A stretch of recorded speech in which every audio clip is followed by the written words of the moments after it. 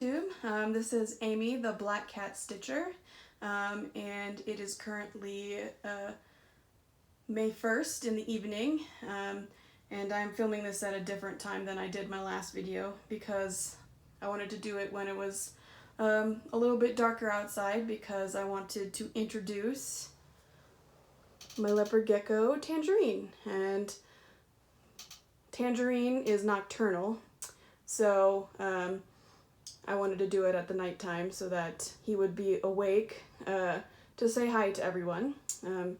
You also might be hearing some cat meowing in the background. I locked them out of the room because they're not allowed to be in the same room with Tangerine when he is out of his terrarium because, well, Hershey is overly interested in him. When I first got him, he would sit on right next to the terrarium and, just sit there and watch him. And what I didn't know at the time at night was that he was climbing between the shelves to get on top of the terrarium and sitting there to watch him. Now there was almost like this much space between the shelf and the terrarium. So I don't know how he fit, but he eventually broke through the mesh on the top of the terrarium and got into the cage one night.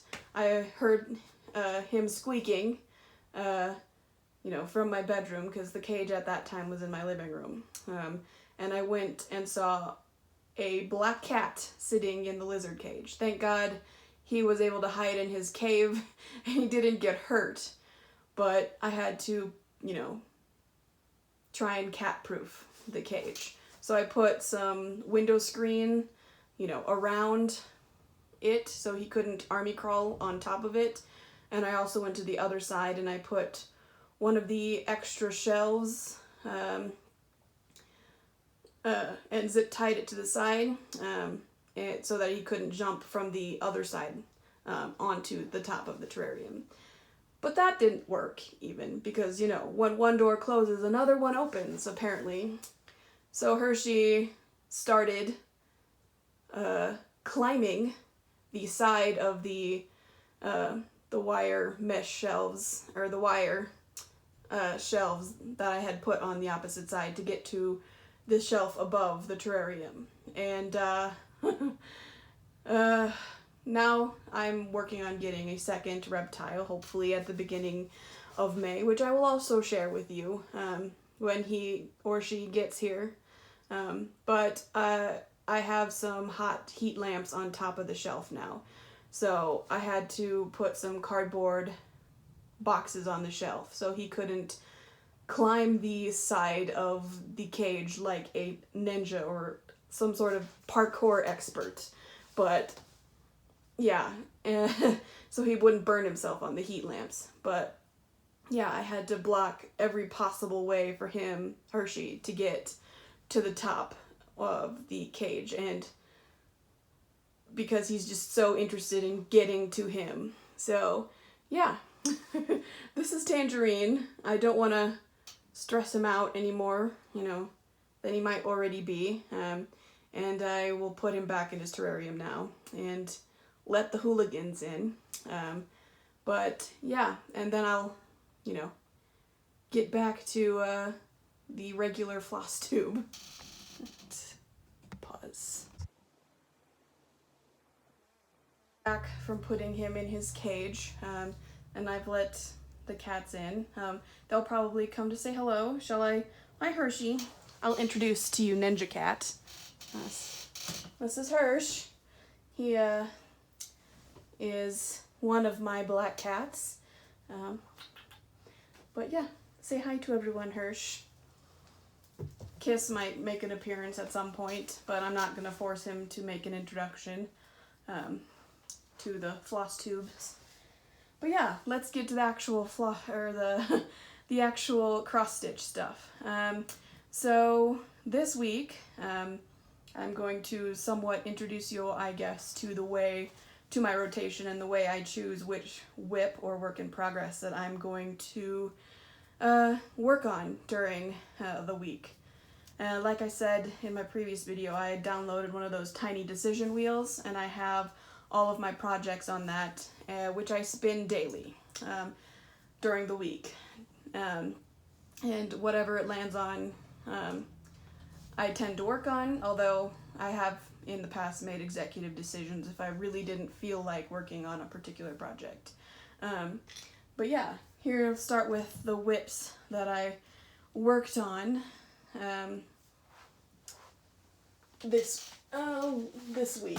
The first whip that I worked on was one of these bookmarks. I was working on the Totoro bookmark, and I actually worked on this one twice this week because the wheel landed on it twice. So in my previous video, I had most of these leaves at the top, and I had I think this leaf, and I don't think I've done this leaf yet, but I brought it all the way to the bottom, the border, and I started out on Totoro. I did have to frog him and restart him because I had made him one stitch too wide on this side. So I redid this ear, and I frogged, and I frogged, you can see some of the string still there, one stitch down the side. So I probably could have gotten farther on him if I didn't have to frog, but I learned through the first bookmark that I did, the cat, that he kind of looked a little oblong if I, made a mistake, and slightly strange. So I decided to just go ahead and frog him instead of, just fudge it a little bit. Alright, the second project that I spun on the decision wheel was Night City. This is from the Etsy shop that shall not be named, because I believe that they might have been selling, works that were not their own, because I bought, unfortunately, something that wasn't originally theirs. So, and I also saw a design that's being sold on Hade on there as well. So I won't give them credit, but if you do know where that design is from, please let me know so I can give credit to the correct person. But yeah, I got a little bit farther. In my previous video, was about right there. I just had a couple squares in the top. So I went all the way down the side here. I did spill my tea on this the morning of the day that I worked on this, which was tragic. This is the first time that I've made a big spill on one of my projects. Luckily, I do plan on washing this, so the stain will go away. Plus, it's full coverage with some pretty dark colors, so I think it should be fine. But when it happened, I was, it was no good. But yeah, I'm doing this 2/1 on 14 count Aida, and I plan on doing it extreme cross country, because I started doing extreme cross country on one of my other whips, and I really do enjoy it. So I think that I'm going to try to do extreme cross country as much as I can with my whips going forward. The next whip that I worked on is this. This is Night City, or Night Town. This is what from the Etsy shop that shall not be named, but I figured out the real author of this. It is a kit from Make Your Own Hands by Andriana, and I believe this is no longer in print, so I bet you can find it on eBay, though, if you really wanted to purchase it. And this one, I mentioned in my last video, was not my favorite whip because the dark fabric, and I didn't grit it because of the dark fabric. But yeah, I'm switching to extreme cross country. on this one as well. So I color completed one of these lavender colors over here, which wasn't that impressive because there was only 30-ish stitches left in it. And then I moved on to this blue color. I got a decent amount of that done, and hopefully the next time that I work on this I can color complete this blue and then move on to another color to fill in the rest of these buildings. So yeah, I got a lot of progress on this one. I completely outlined, I think, this second building here. So, God, Hirsch, stop it. Don't climb the fucking grid. He's a ninja cat, and he's a nuisance. Hirsch. That aside, I've successfully distracted him. But the next whip that I worked on is this. This is Shy Cat, or I'm calling it Shy Cat, but I don't know the real author of this either. And this is the one that I started doing extreme cross country on. I'm working on this black color. I worked on this one twice this week as well, but I worked and brought the black down here and then back up, and then I started working the second day on this, but I got it snagged real bad on the back, so I didn't really work on it much further because I got frustrated with trying to de-snag it, but I'll work it out the next time it's chosen. So yeah, plus there is a lot of this black color down here in this bottom corner, so it's going to take a lot to finish the black, and it might get rather monotonous sometime in the near future. And then I came to last weekend's, and I do have a focus piece, and I don't spin my wheel on Sunday and Monday, because that is, for me, is my weekend. I do work on Saturdays, which is why I'm wearing such a nice shirt instead of a t-shirt, because I was at work this morning.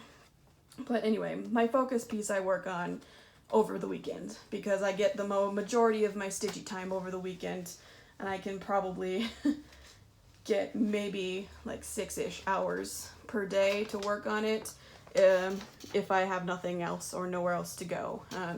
But yeah, my focus piece is Star Wars Cross Stitch. It's from Nina Olson Embroidery on Etsy, and I did make a decent amount of progress on this one. I have a matching grime guard, and I'm pretty pleased about that. But anyway, I worked on filling in Darth Vader's chest. I only have a few more confetti stitches left to fully complete filling in his chest, and then I think I'm going to work on, you know, these darker colored drips like this one. There's one here and then another one over here, and then it's just filling in the background, which will be this light color over here. So that should go pretty quickly when I get that far. The next character over here that I'm going to work on is Darth Maul, I think his name is. He's the guy with the red face and the tiny horns. But yeah, I'm going to switch to extreme-ish cross country. I'm going to do it by character. I'm going to do, instead of just cross country, you know, one strand at a time. Oh, speaking of, this is on 14 count White Aida 2/1. Pretty much all of my projects are 2/1 on 14 count, unless I mention otherwise, because that 14 count is what I started with, and you'll see in plans I'm going to branch out, so we'll see how that goes. But alright, then I had started the next week, and I spun a new start. It's another one of these bookmarks. I hadn't started the Tin Man one, and these are from Stitch's Lover's Shop on Etsy, and they're super cute, and they're really fun, easy stitch, so I highly recommend them. But anyway, I started the Tin Man. In one day I completed the entire border, and today was the second time that I spun this. So I worked on the Tin Man's legs, and this is one of his arms, and that's an elbow. But I'll still keep working on this later tonight.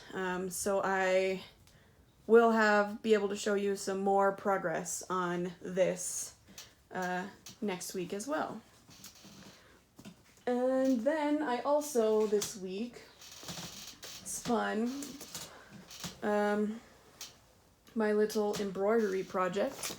I have the cover right here. They're pillowcases with vines and little butterflies. I'm currently working on this butterfly up here.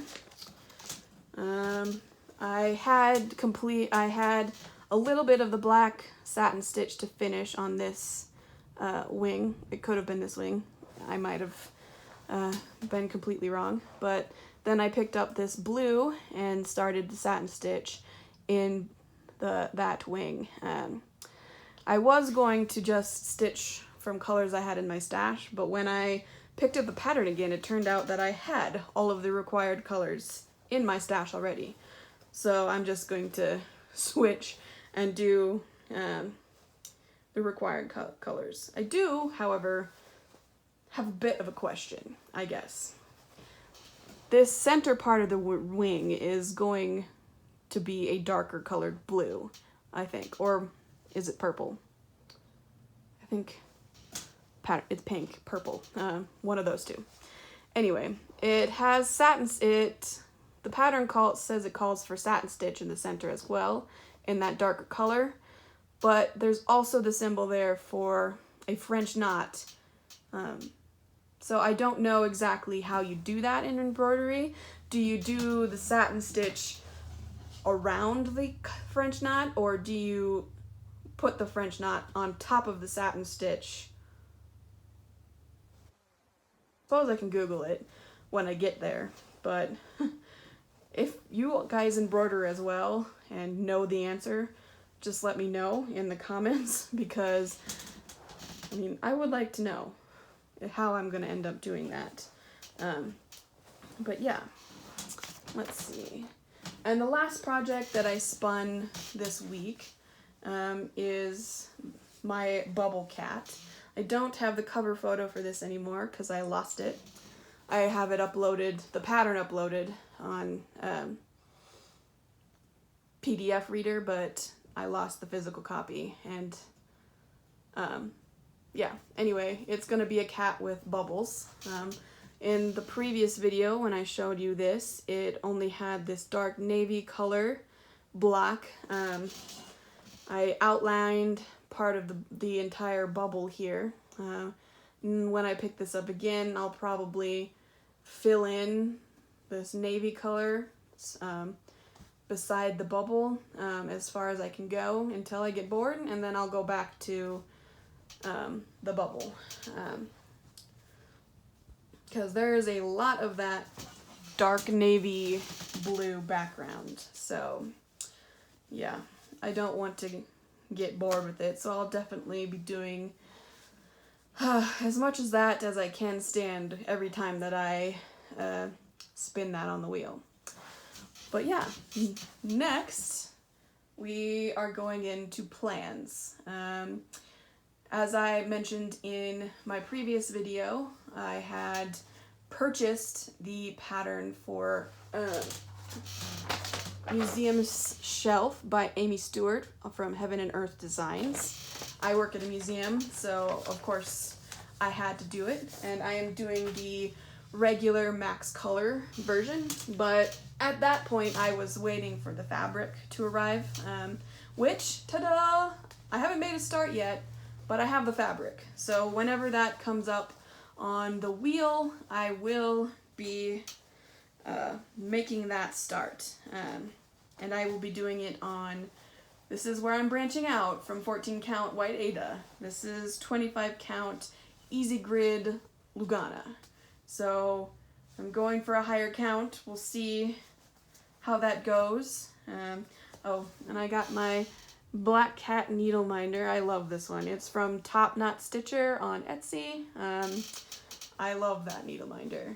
It looks so much like my my fur babies, I guess, that I had to have it. Also, I'm noticing on my Haid wish list that a lot of the patterns that I've chosen for eventually doing sometime are Black Cat related. So look forward to having a lot of Black Cat content here. I did make a pattern purchase. I had made a purchase from Top Knot Stitcher's Etsy shop for a whole bunch of needle minders. I had gotten a grab bag and I had one extra. So of course I had to buy a pattern to go with my extra needle minder. So I had some scrap 14 count Aida from all of my other projects laying around. So I already have the fabric, and it's on my decision wheel, and it'll be a new start when it comes up, and it will be, whoops, this is upside down. This pattern. This is from Unique Pattern Lovers on Etsy. I love this cat pattern. It's so colorful, and I love reptiles, so this is right up my alley. She has a whole bunch of different snake patterns on her site. This one was my favorite, so I chose this one to start first, but I really do want to do all of her patterns. And I mean, if there are any cool like lizard patterns on Etsy, let me know. Or if you know of somebody who's doing a cool lizard pattern, let me know, because I would like to do a lizard pattern as well, because I have a gecko and I'm planning on getting a second gecko, which I will introduce to you when I do end up purchasing him or her in the near future. Yeah, it's gonna be a crested gecko. They are adorable. They have giant eyes, and yeah, it'll be fun. That is all that I have. That'll be the end of my Flosstube. This weekend, I will start picking up my Star Wars cross stitch again, and I'll get a couple of good days of progress on that.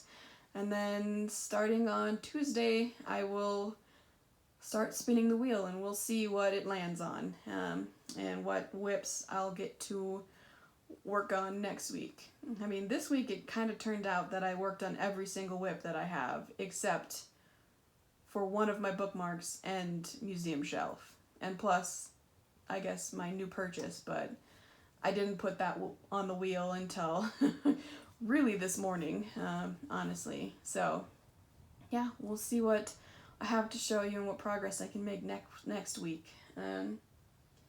Kiss is over here on the bed. I might as well introduce him since I've introduced the other members of my family already. One moment. Come here, Bubba. Yeah.